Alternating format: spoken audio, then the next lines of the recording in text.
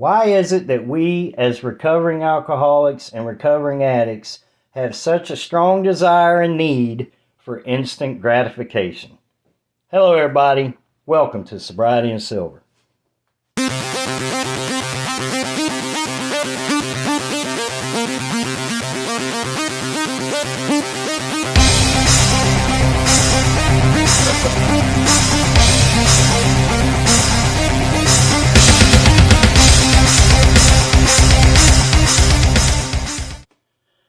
I woke up sober again this morning because I went to bed sober last night. Today is 1,133 days of continuous sobriety, day 168 of stacking silver. And I have a cold. It's snowing here in southern Oklahoma. We're expected to get about 5 to 7 inches of snow.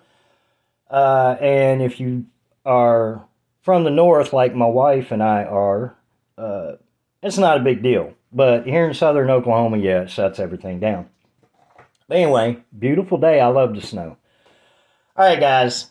I'm really having a hard time shooting this video or recording this video this morning because I'm trying to sound like a professional, and I'm not. So I want to talk about instant gratification, but I'm going to quit trying to sound like a doctor or something like that, because if you've watched my YouTube channel or listened to me ramble before, you pretty much figured out that I am not a doctor. And I'm not in the medical field.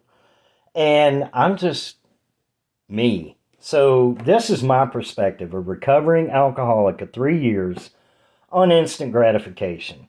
And I'll do the best I can to present it to you guys without pausing too many times. I'm just getting frustrated trying to get this video done because I think it's a very important topic.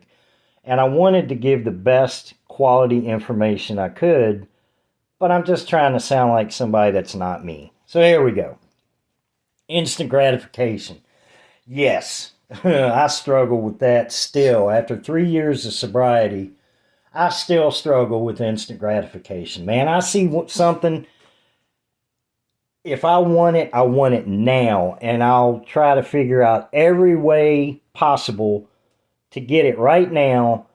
And sometimes I don't think of the consequences of my actions still, because during active alcoholism, I was used to instant gratification. When I went and took a trip to the liquor store, I had the need and the desire for instant gratification. One, because I was an alcoholic, or I am an alcoholic. Two, I was usually withdrawing pretty bad. So that need for instant gratification was not only physical, it was mental.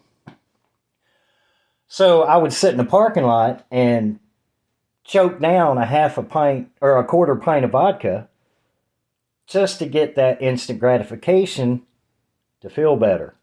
It wasn't so much mental. I mean, it was mental, but it also had a lot to do with physical, because I was dry heaving, getting ready to seize up, and I was totally addicted to alcohol.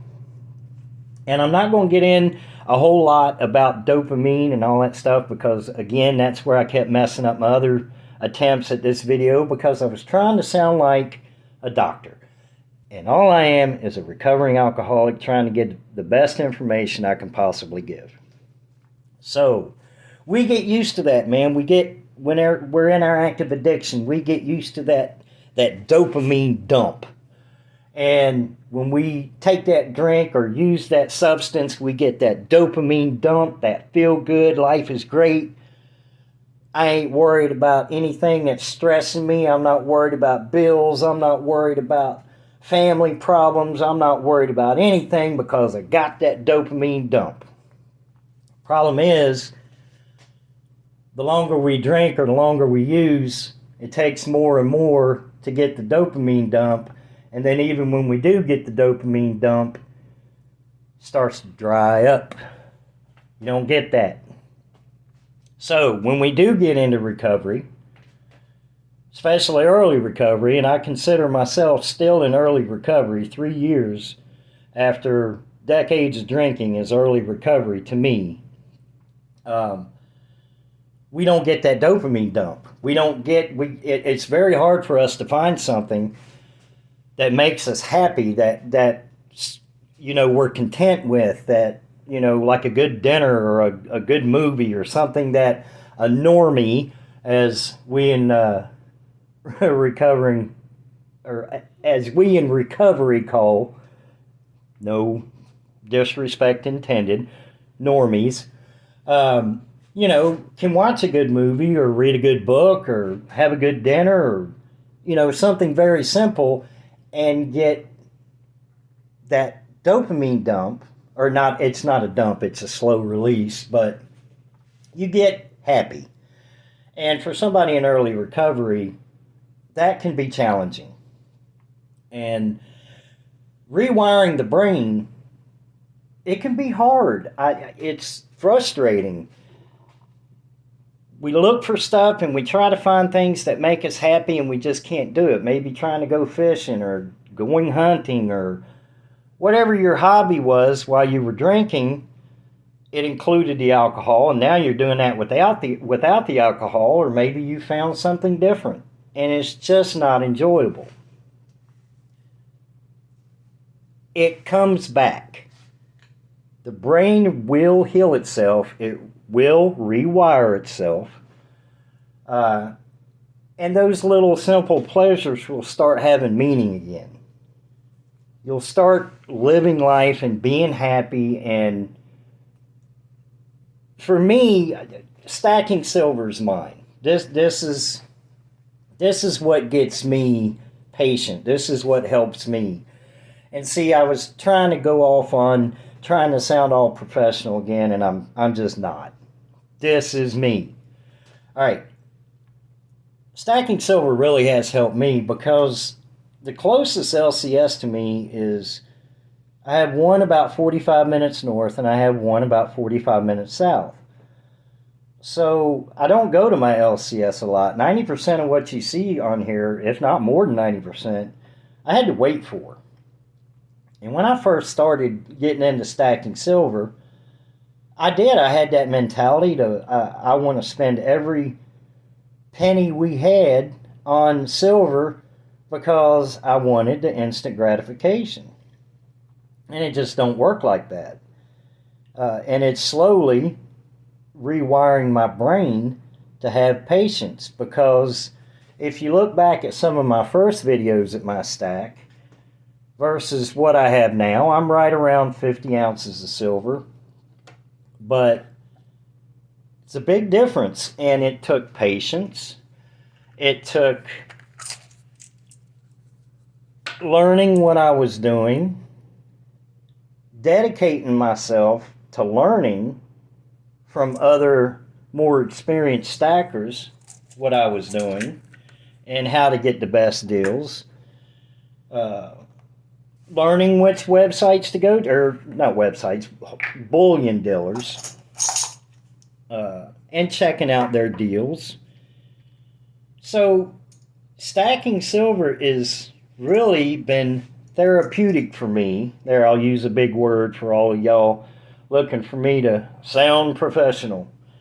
But I tell you what, one of the most satisfying experiences I've had in stacking silver were my two biggest purchases. The last one I got from Hero Bullion, and I didn't have to wait that long. I only had to wait a couple, 3 or 4 days, and there was a holiday in between.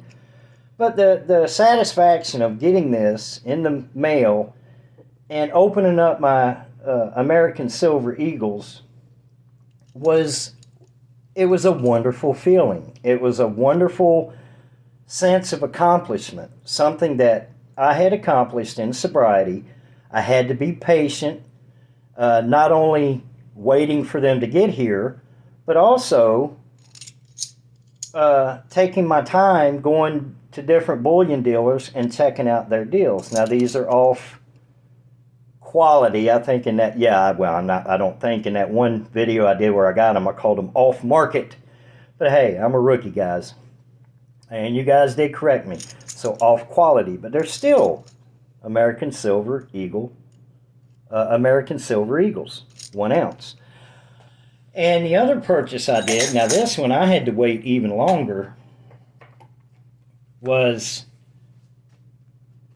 my buffaloes. I got these from Monument Metals, and boy, you want to talk about patience. I checked the mail every single day, and it was driving me nuts because I had that need for instant gratification. And I also had to mail them a check, wait for the check to clear, blah, blah, blah. It's just a long process. But I got them.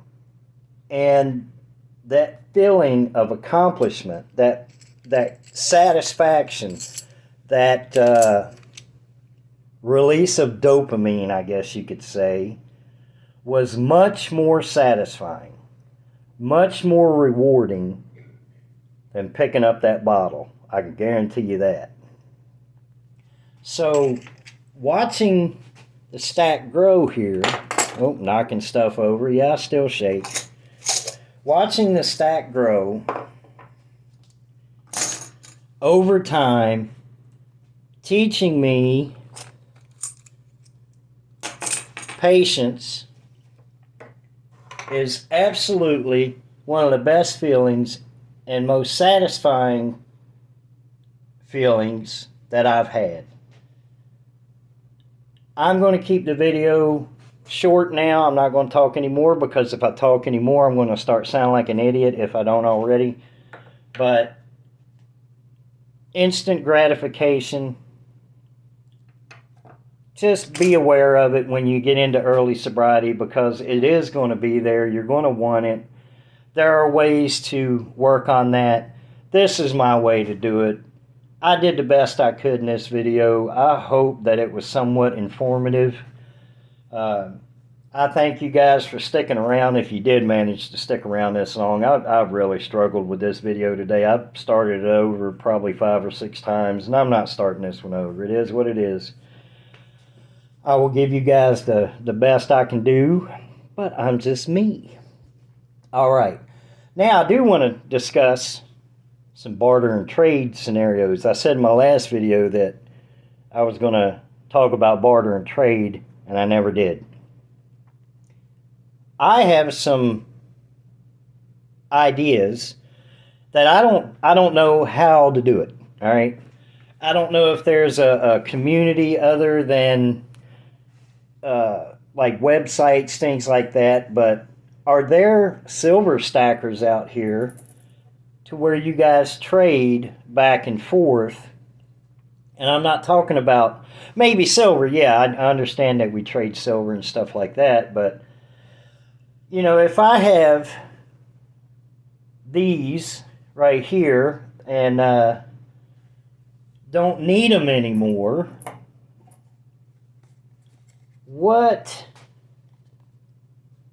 how can we trade these together as a community? And is there a place to go, like Discord, things like that, where things are traded? So with that, I will leave this video alone. I will talk to y'all next time. Have a beautiful, wonderful day. I might just go play in the snow.